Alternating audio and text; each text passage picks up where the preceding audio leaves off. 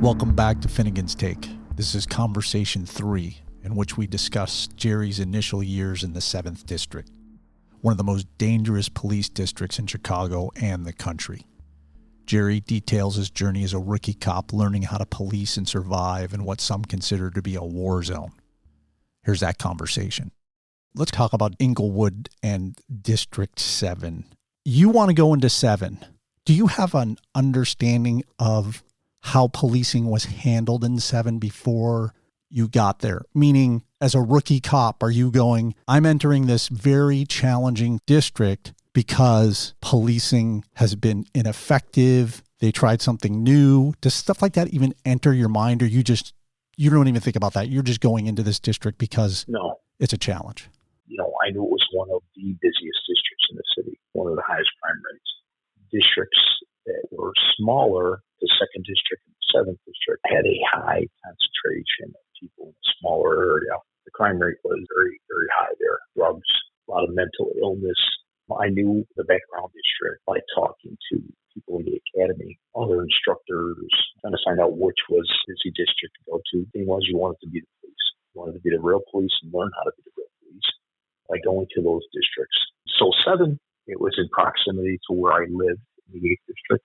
It didn't disappoint me. When you say it didn't disappoint, was it more than you expected? I was kind of surprised, I would say, by the amount of crime that was going on there, by the amount of violence. I was surprised, but something that I loved being around. Not seeing the victims of the violence, but because it wasn't a retirement place. You were working there. From the time you got in your car to the time you went home. There would be nights in the summertime. You'd get 20 or 24 radio calls. Person shot, man with a gun, numerous times. Fights on the street. Somebody stabbed to death. There was always something going on. There was really the only time I noticed that there was like a lull in the activity there was when it was very, very cold out and snowy. And that would only last for a few hours. We got acclimated to the weather, and then they were back out doing it. Is there a point in that first year, those first months, or anywhere in that window of time where you're seeing this crime on a daily basis and you're asking yourself, are the police doing this the right way, or is this just managing chaos? You get to a point where you're like, well, this is just fucked and we're just managing chaos. There's no way to stop the crime here. Or do you have a feeling that things can get better if it was done this way? Or is it hopeless? And there was a side of you that's there doing the good and controlling stuff and, putting bad guys away, getting a little payback for the good people, making it safe for them, victims, and paying back the bad guys for some of the stuff that he did, raping a woman or children. I didn't feel so much like the gangbangers were shooting each other. That's somebody's skid. It took me a while to think that way. But initially, I didn't give a shit about the gangbangers. I could care less. They wanted to kill each other. They knew what they were getting into. So, it really didn't bother me. You had small victories. You got a guy who knocked an old lady down for hit or shot somebody or robbed them at gunpoint. And you got them guys. It was a feeling of elation to get somebody like that, knowing that you helped somebody. There were a lot of great people who lived there, Neal. They are victims of their environment, including the children. And I always said it to some of the guys I worked with. I said, take these kids out of here, take them to Iowa, take them to Kansas, and you got a different person because they got a chance. Not like we're growing up in Syria where they see the same shit day in and day out. Stuff that would blow you away, Neal. I saw some kids looking down the gangway on one of the streets I was driving down. And I stopped, I get out of the car and I walk up and there's this guy and he's got a dog and he's got the dog with a rope around its neck and it's cinched up. And he's got the dogs by its back legs and its tail. And he's fucking the dog. Hold on. You're not sure what he's doing, but when you get up there. Oh, no. When I seen him in that gangway and I heard the dog growling and yelping, and he was, I don't know which hole he had it in, but he was fucking the dog. I went down the gangway and grabbed him by his scruff of his neck, and These kids are kind of like laughing, and they thought it was hilarious. Some of them were just standing there. And then these are kids, I mean, not big kids, little kids. And this guy's a fucking moron, and he's fucking a dog. What are you doing? He goes, it's my dog. I'll do what I want. How do you know the dog wants to be fucked by you? This guy was out of his mind. Seeing these types of things, at what point are you getting calloused? Where's the point or moment where you go, this is just a train wreck? It didn't happen initially, but eventually I did get callous. I think every other cop gets callous, and it's hard not to. When you see people at their worst, unfortunately, you don't see them at their best. I see a guy shot, vacant lot, go over there and put his hand on my leg, help me. I called for an ambulance, and this guy wouldn't have two words for me any other way, because he knows he's on his way out. He wants me to help him. He wants to speak to me. Paramedics get there, they roll him over. His lungs just hanging out. He shot with a shotgun. He died. They put him in the ambulance. He was dead. They tried to resuscitate him. They put an ambu bag on him. The guy was gone. I mean, he was actually gray. He had lost so much blood. I saw a 12-year-old kid cut in half by a train. You see stuff like that. The children, that bothers you. Saw a little baby that was killed in an auto accident, hit the back of a seat with hard plastic in the old cars, blew his head open. Wasn't in a child restraint. I don't even know if he was belted in. It was just an infant. Call of a suspicious older. You go there, obviously it was a prostitute and had a plastic Christmas tree base, the pole shoved all the way in her vagina, all the way up into her chest cavity. Who does that shit? This is baptism by fire. Yeah, stuff that you didn't think was possible. I want to go back to this. What is the police department's mission in this window of time or era? Correct me if I'm wrong. Leroy Martin is the superintendent of police. Does the police department do a good job, or did they at this time of evaluating how they're moving forward as an organization, saying we're getting this terribly wrong over here and we need to do it better? Or is the mission down to somebody like you at this point in your career, just fucking go out there every day and be a cop, do your thing? You're never told this is the mission. This is what we're going to do. You're the police. You learn how to be a police from the guy who trains you. And then when you go out there on your own, after you're done with your training officer, you hone your skills. You try to do good every day. You try to go out. Sometimes during the roll call, they give it a bullshit. They call it movers and parkers. So moving violations, parking violations. That is revenue for the city. I did that when I first started. You're writing tickets, man, because that's what you're supposed to do. And then after a while, you're thinking, writing these tickets. Stop a lady, goes through a red light. Where are you going? I'm going to work. Hell, fuck, I'm not going to get her a ticket at 7:30 in the morning or 8 o'clock in the morning. She's going to work. There's a million gangbangers out there. They're a bunch of assholes driving around all day. I'm going to give them the tickets because the good people, you're costing them money. They got to take a day off from work, and you're taking money out of your pocket. The gangbangers, 99% of them don't show up in court anyway, so they're going to get warrants. Winding back a moment, you said that you would let the woman going to work pass and you started focusing on the gangbangers. It's kind of a smart strategy because you're forcing these guys who are criminals, primarily men, into kind of a web, if you will, in that if you can nail them for tickets that they're never going to show up for, that compounds their problems because there's a warrant. They drive all the time, but suspended. That's correct. If you can get them on something small that they're going to blow off, it gives the justice system a chance to snag them in a technicality. In essence, yeah, I guess in the big picture, because truly, sometimes you could use traffic violations as probable cause. So you see a guy do something, you pull him over, you have a driver's license, no. So you cuff him up, he's under arrest. He's driving without a license or suspended license, which means you can search his vehicle where it's controlled by him. So it's called a custodial search of the vehicle because you could tow that vehicle. Guns or dope in there, they're not going to stand around. Don't have a license, they don't give a fuck about that. They got a gun, they're running. Or they have dope, they're running. Right away, by putting the traffic stop on them, it's a good reason, and you have a legitimate reason to stop them, but you get forced them into an action that they didn't want to take until you stop them, by fleeing from you, which leads to other stuff. And you never know. You never know who you're stopping. You could stop some guy who just fucking killed his brother or killed his girlfriend.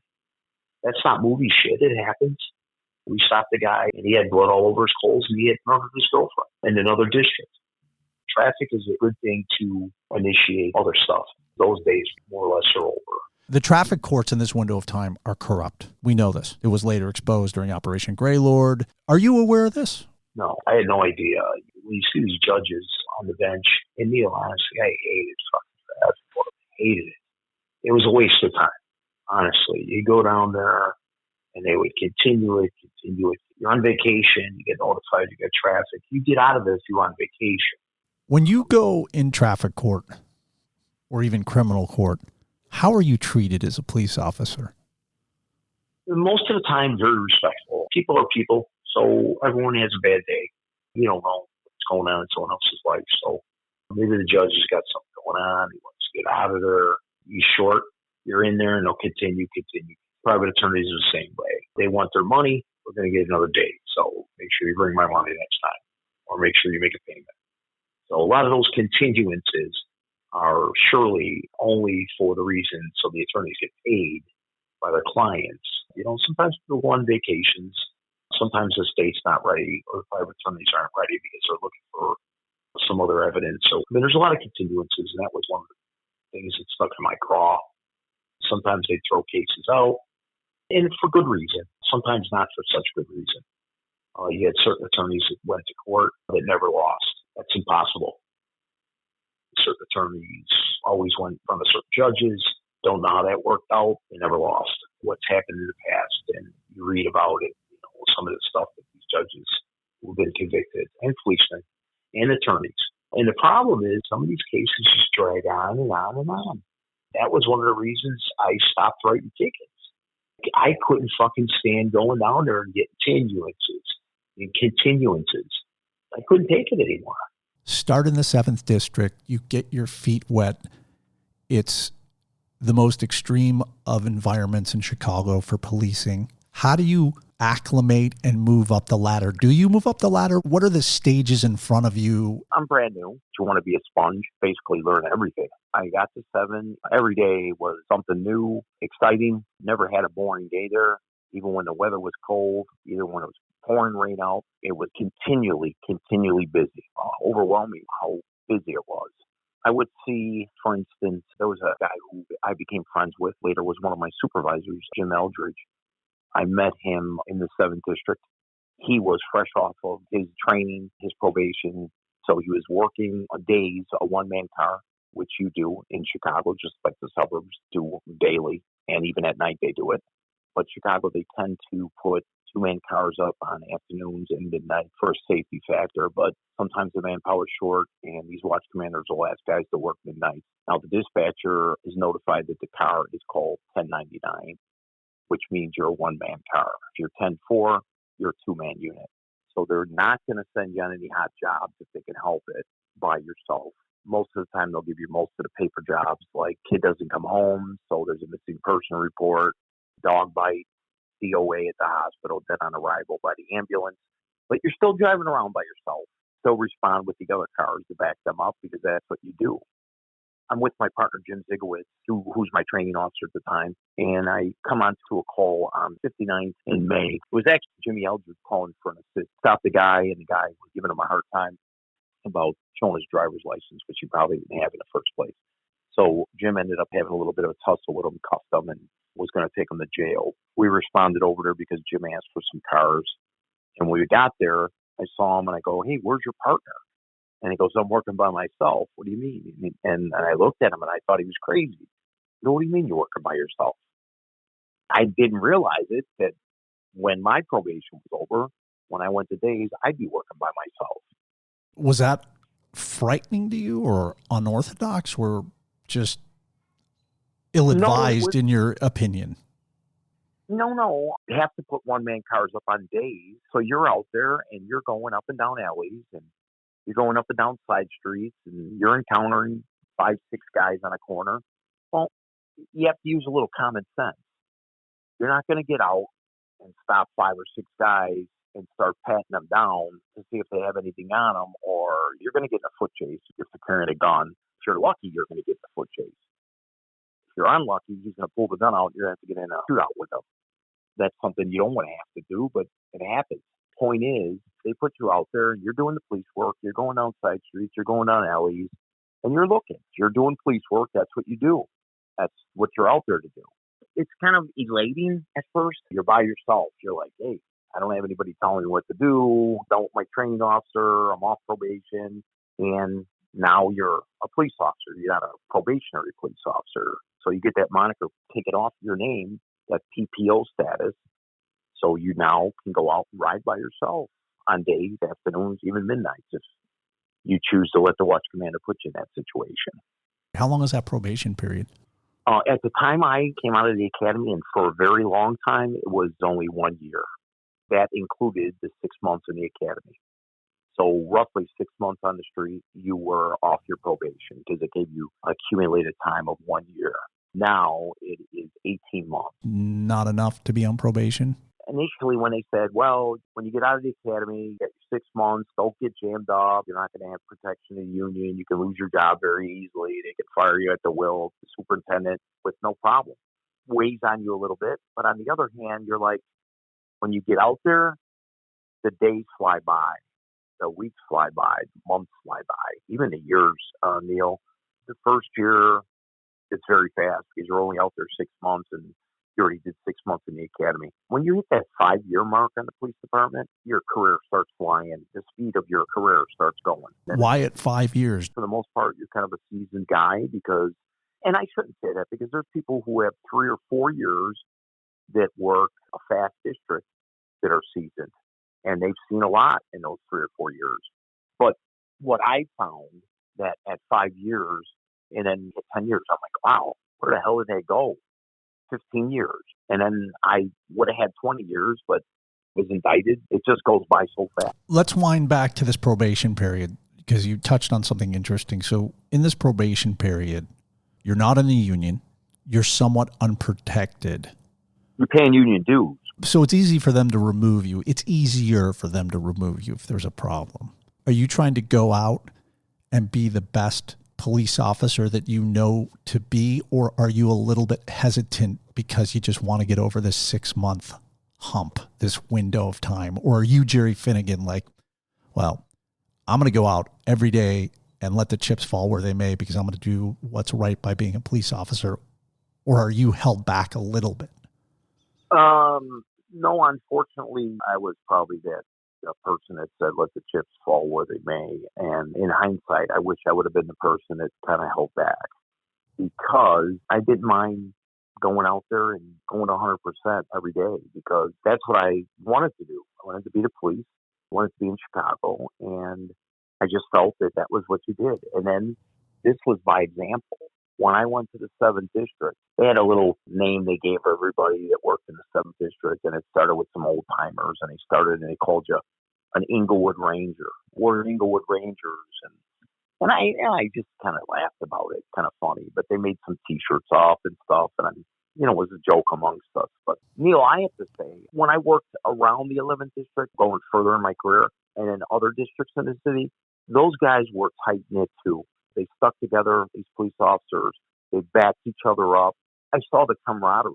There were some arguments amongst some guys because they rubbed each other wrong or they didn't like each other or some of the women didn't like the other women, whatever. But for the most part, the police were the police and you had a job to do. Back to this probation period, you say you wish you weren't as cavalier. Most people would probably play it really safe until they got through that 6 month probation period. You didn't. Was there anything in that window of time that got you into trouble, or was it to your benefit? My training officer, not only was it his responsibility to teach me how to be a policeman, it was his responsibility to protect me as a new guy and to ensure that I did not get jammed up. He would give you the talk, and that was, don't do this. Don't be beating on people because you're going to fuck your career up. You're going to get fired or worse, and worse is going to prison. The senior guys would, especially your training officer when you're brand new, they're looking out for your interests. They want to give you the best advice. And you look at them and you could see the way they conduct themselves. Jim Zigowitz was very professional, was a Marine, hard as nails, man, this guy, but level-headed. He didn't push his buttons out there. People didn't push his buttons. They wanted to tussle. He tussled. He'll fight with them, cuff them up.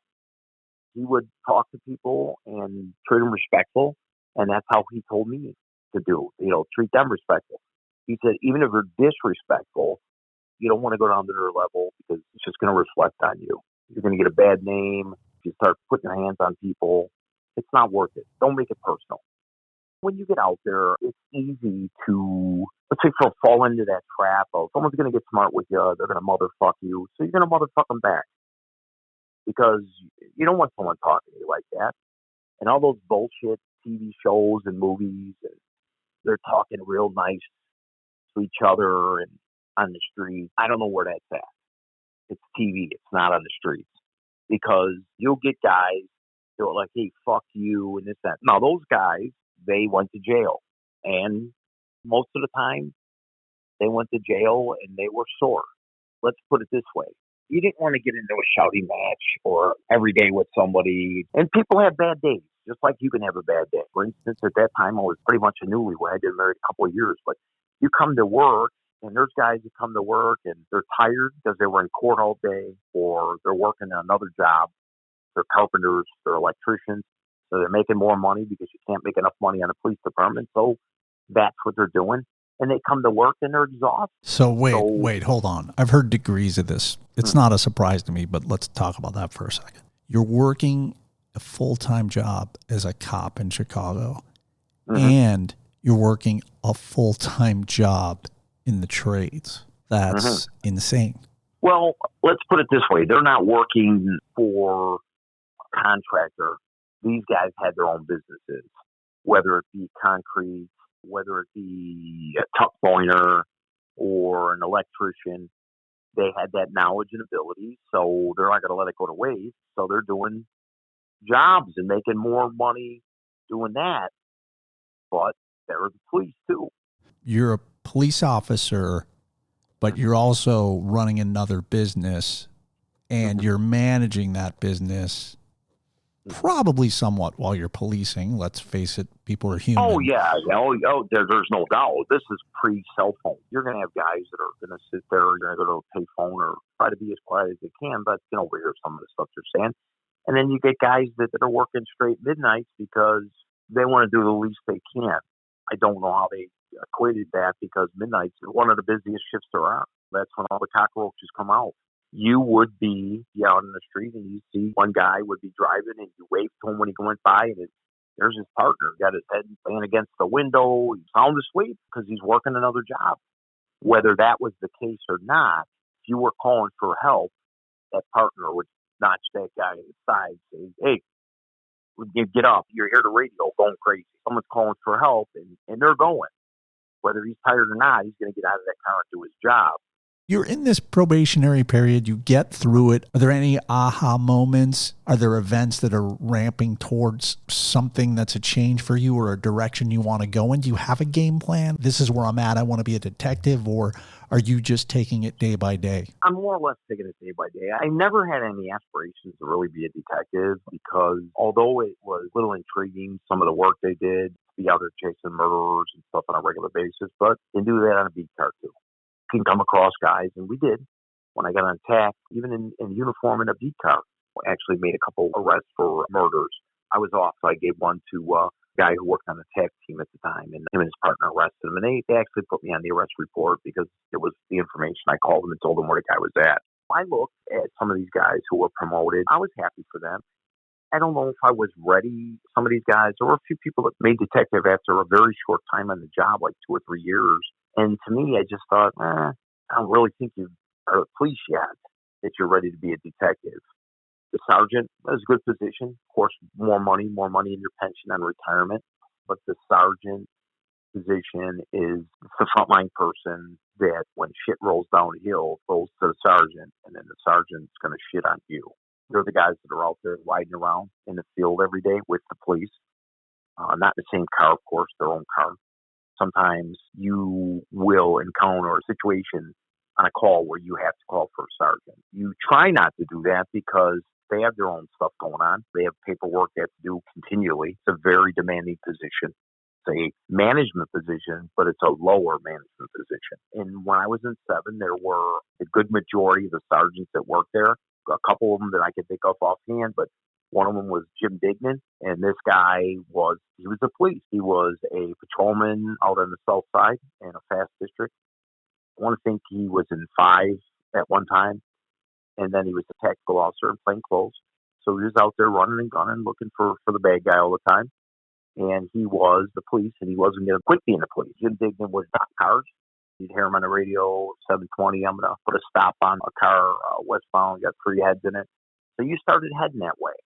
99% of the time, if he's stopping somebody, he's got a good reason for it because he's got good sense, the intuition of being a policeman. Because he's not only a sergeant, he's always been the police. And then you'd hear him jumping, running out of his car, chasing somebody on foot. And a guy with a gun running, you hear him, he's running, he's on the radio. And after it's all over, you kind of laugh, Jim, why don't you just drive around, man? You never sleep because if you didn't find something, one of those sergeants was going to find something and make the night a little more exciting, or one of the other beat cars. There was always something going on there. People constantly getting shot. People constantly getting killed. Fires, all kinds of robberies, one after another. Typical battery in progress. There were so many fights. Neal, you just didn't have time. Just like giving people tickets. You had guys who went out there and they're writing people tickets, like the gangbangers, like we talked about. Hurt them, fuck them. They're the ones that are out there doing the no good to people and doing the bad on the street. Don't keep stopping people going to work and they don't have a driver's license or they're suspended because of their insurance or whatever, called TVB. So you got to take them in. They have to post bail, sign their name, or they have to pay cash bail to get out, and then they walk out of the station. But to me, you're in there for a fucking hour on a traffic stop. That means your beat's not being covered. So the next beat's got to pick up the slack, or another beat's got to pick up the slack. Then you're in there, they're fucking around, having a cup of coffee or whatever. To me, it was just bullshit. Fucking tickets. You're making the city money. But on the other hand, like I said, to me, it was a waste. And in your mind, dangerous. It's part of the job. It really is. You see somebody not stop at a stop sign, you're like, you know what? Fuck it. Let's put a stop on them, see what the story is. You got 2 or 3 dudes in a car. They roll with stop signs. You're like, these guys are in a little early. Let's see what the deal is. Get behind them, call the plate in. Yeah, hey, that car was just taken from the 2nd district in an armed robbery earlier today. So now you got a good one, man. Now they're taking off. Got a little bit of a pursuit. City didn't call them off. You know, your sergeants did not call those pursuits off as much as they did after some high-profile incidents involving the police where accidents occurred and people were either killed or injured. Initially, when I came out, you're chasing people. I chased a kid who was 12 years old. Fucking kid was standing up driving the car. A hot car. Down the Dan He was Ryan. standing up driving the car. Was there a seat in the car? Yeah, there was, but he was so fucking short, he was standing up. I don't know how he was pushing that gas pedal and controlling the steering wheel at the same time. It was the craziest thing. We got up on the side of him, and I'm like, this fucker, what the fuck? Look at the size of this kid. They said, is that a fucking midget? But it was a kid. So we're driving, chasing him. We got fucking 20 cars coming with us. Different districts get notified. Get the state police get notified. Whips down, takes the Stevens Expressway ramp, can't make the turn to T intersection at Kedzie, exits, hits the embankment, and bails out, starts running, get him in custody. And I'm like, what the fuck, 12-year-old kid? Jesus Christ, man. You can't make this shit up. It's just hilarious. But one of the sergeants told me, get back to the fucking district. I called that off. And he didn't call it off. I think he was sleeping, to be honest with you, because he looked like it when he came to the scene. Thank God it was on midnight, which was great. There were kids out there in that district that you got to know. There were some bad kids, man. There's a kid, his name was Terry Green. They called him Little Terry. This fucking kid would always carry a gun. He was a GD, gangster disciple. He started doing their dirty work. I was pretty impressed in the district, all the watches, and I'm sure it worked like that in most of the fast districts. These guys were out there doing police work all the time. Right before I got there, there was an incident that occurred where a cab driver, I can't remember the guy's name, Ali Wally or something like that, he was stopped 69th and Elizabeth by a guy who I would later work with a few times, who was a suburban policeman and then came over to Chicago, an Army veteran, Danny Duffy, great guy, hard worker, very good policeman. Danny Duffy stopped this guy, cab driver. Don't know what the specifics were, what the conversation was, but the guy shot Danny, produced a gun and shot him. Danny was wounded, and then there was another guy who responded when Danny was on the radio. His name was Greg Matura. Greg might have even been on the scene at the same time, backing him up on a stop because Greg put his hand on the gun when he shot Danny, and Greg lost part of his fingertip. And then there were a couple other guys that got some glass shards when he shot at them, and they were hit in the face with the shards of glass. Then the policeman was working by himself. His name was Arnie Martinez. He ended up shooting this guy. Didn't kill him. The only reason he didn't kill him is because ammunition they supplied us at the time was department issued, and it was 38 caliber plus P, they called it. I don't know where the city got it because it was garbage. When Arnie shot him, one or two of the rounds didn't even go through the seat when he was shooting at the guy. Let me throw a little detail onto this one. Chicago Tribune, 1989. Cabbie who shot 3 cops gets prison. A taxi driver who shot 3 Chicago police officers last year was sentenced Wednesday to 120 years in prison by a judge who said, quote, "I don't want to see you on the streets again," unquote. It was the maximum sentence that Jamala Alawali, 53, could have received for wounding the officers in a wild shootout that started when he was pulled over for a routine traffic violation. "I am pleased with the verdict," Daniel Duffy, the most seriously injured of the 3 officers, said after the sentencing. That was right before I came out of the academy. Danny Duffy, great guy, hard-working guy. It wore on him because he went through some health problems from being shot. He ended up taking his own life years down the road, not too long after, probably like within 5 years, maybe even less. You're in the 7th, earning your stripes, ultimately moved towards this SOS unit. There was a big man in stature. His name was Ron Lewis, a black guy. Easy going, funny, great guy, and a worker, but not someone you want to get pissed off because he had hands like ham hocks. I mean, these things were huge, man. Never saw him lose his cool. You know, he would tell people, "I'm going to tell you, I'm not going to tell you again." And that's all he had to say because he was a big boy. So Ron asked me, "Would you have an issue working with me as a partner?" And I said, "No, absolutely not." Him and I would see each other and joke and laugh. And he didn't have much more time than me. I think he had another year or two. To me, him asking me, I was kind of honored that he would ask me to be his partner because the guy was a good guy and he was down there working plain clothes. And I said, "Oh man, I want to get on a tag team down there." Is Ron what you would call real police? Was he in that category? Oh yeah. Ron was the real police. Between him and I, if we were ever to become partners, we're not catching anybody in a foot chase. He's a big, beefy dude, and I'm as fast as a gazelle with a lion on my back. I'm not chasing anybody down. And that would work to my benefit later because we just did things differently, that's all. When he asked me, he ran it by TAC lieutenant, who had just made lieutenant from being a sergeant. His name was Dave Doherty. He would later go on to be a commander. Doherty told him no. I don't know what the reason was. Doherty, I only had a couple interactions with him. Can't be everybody's friend. And I don't know if I rubbed him wrong or what, but we just didn't get along. How many years in are you at this point? Couple. So you're like 2.5 years in. Yeah. When I hear this tactical team, if I'm moving from being a street cop to the tactical team, does that mean I can be more aggressive? It sounds like SWAT to me. No, it's not. It is, so to make the tactical team, they look for people who are more aggressive, go-getters. They're out there locking people up. There's guys like that just drive around. I used to call them police impersonators. They drive around wasting fucking gas all day and answer your radio calls, but they're not looking to lock anybody up. They don't want to be involved in that shit. But I'm thinking, well, then you should have been a fucking crossing guard.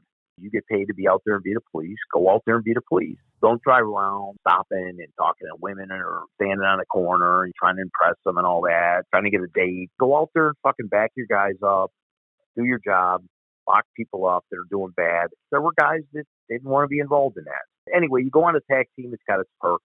When you're in plain clothes, it's kind of nice. Typical tactical uniform, jeans, gym shoes, T-shirt.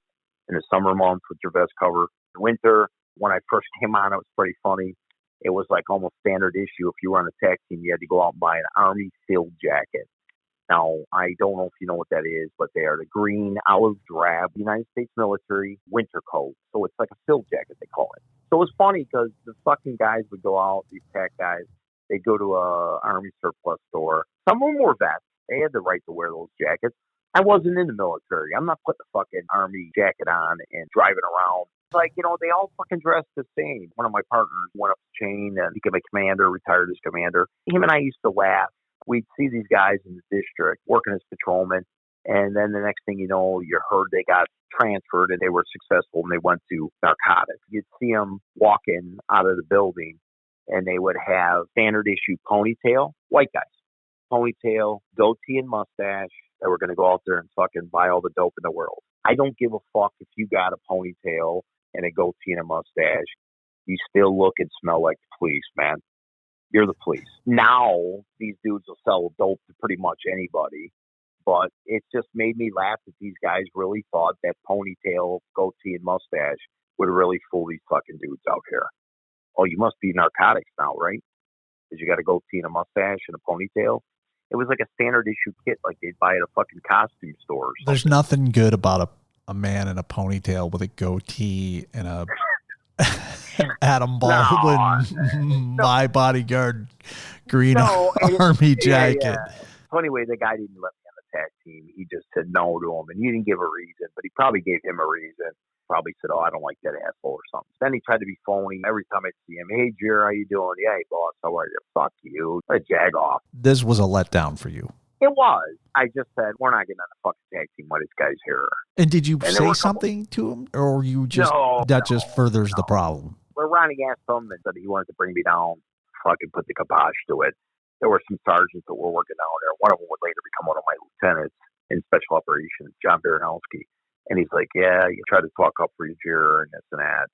This was right after my brother Billy got killed, so he kind of knew the circumstances because he knew that I lost a brother and he told me he was sorry and all that. But he said, yeah, I tried to talk up for you, but maybe not this time, but when they have some more openings. And I'm like, yeah, thanks. I'm like, fuck that. I wouldn't want that. Not him, the sergeant, but the lieutenant. I'm like, fuck him. I won't go down there now. Wouldn't work for him again. If he turns me down, I'm not going to go down there again. Let's stop there. Stay with us for Conversation 4, in which we detail Jerry's ascent through the 7th District and an assignment to Gangs West. Thank you for listening. Things are about to start ramping up.